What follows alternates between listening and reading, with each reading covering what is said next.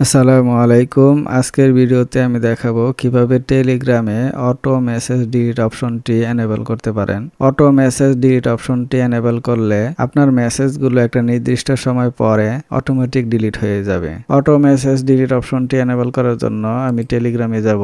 আমি ডেস্কটপ কম্পিউটারে দেখাচ্ছি, আপনারা চাইলে মোবাইল দিয়েও করতে পারেন। একই অপশন, এখানে থ্রি ডটে ক্লিক দিব। ক্লিক দেওয়ার পরে সেটিংয়ে যাব। সেটিং থেকে এখানে প্রাইভেসি এন্ড সিকিউরিটি এখানে ক্লিক দিব।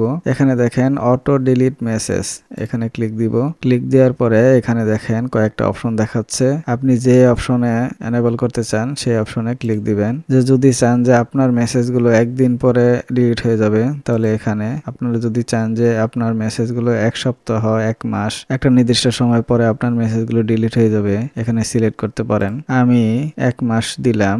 দেওয়ার পরে জাস্ট আর কিছু করতে হবে না, এখান থেকে ক্রস করে কেটে দিব। এটা রিচেক করার জন্য আবার থ্রি ডটে ক্লিক দিলাম।